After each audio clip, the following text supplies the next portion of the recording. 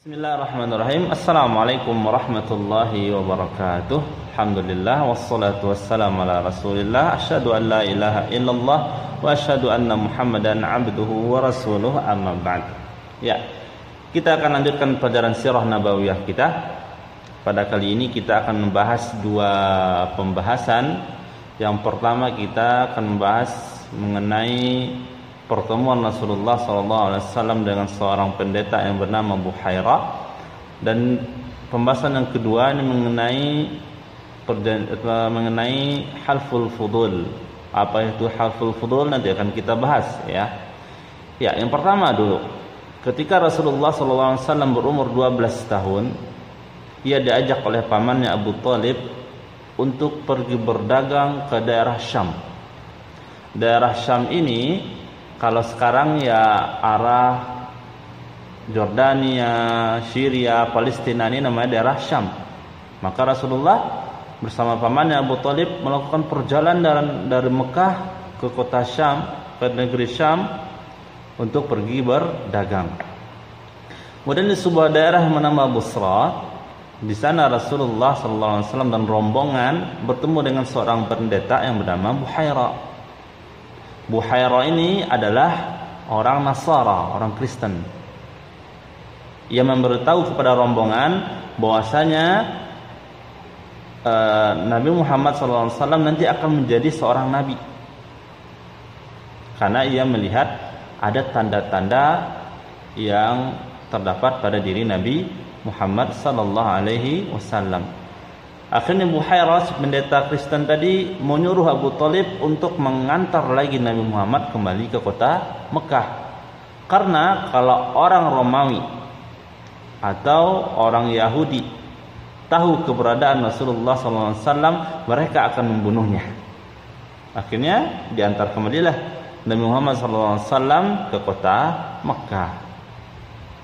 Pelajaran yang dapat kita ambil bahwasanya orang Kristen, orang Nasara, pada dasarnya mereka mengakui akan adanya Nabi terakhir, yaitu Nabi Muhammad SAW.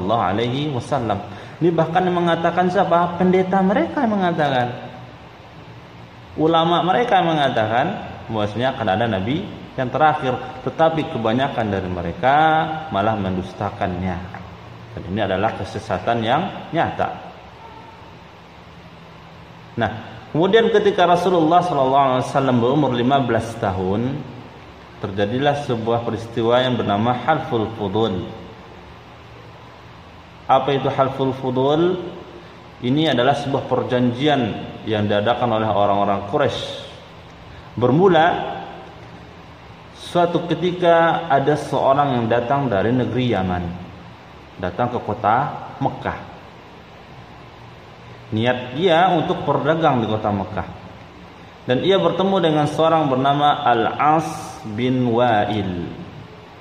Tetapi Al-As bin Wa'il setelah mengambil barang orang Yaman tadi, dia nggak mau bayar.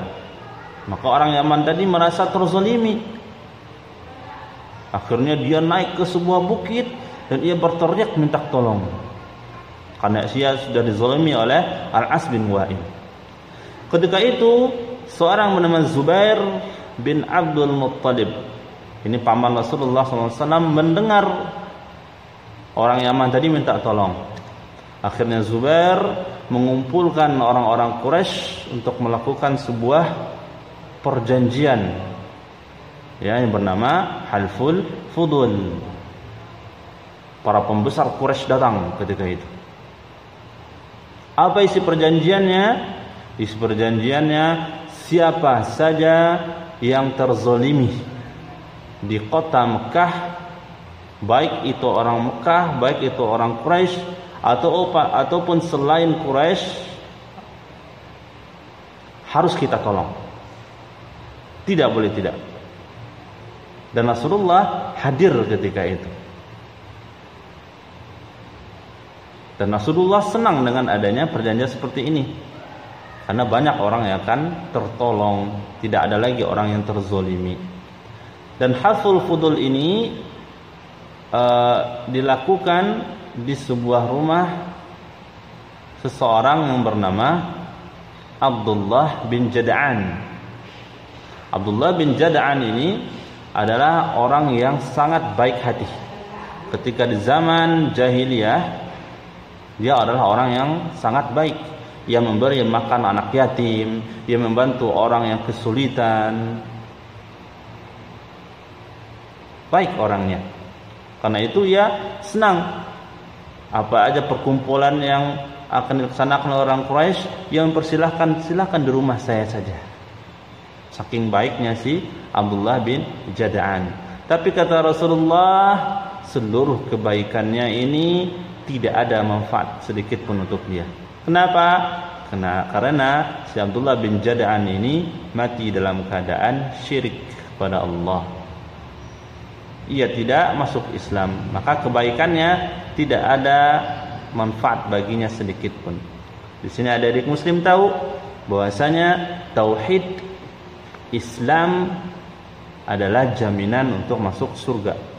Sebaik-baik apapun seseorang, kalau ia bukan orang Islam, gak ada guna sedikit pun, gak ada manfaat sedikit pun dari kebaikannya tersebut. Ya, barangkali cukup ya pelajaran kita pada hari ini. Sengaja kita ambil dua pelajaran, dua pembahasan.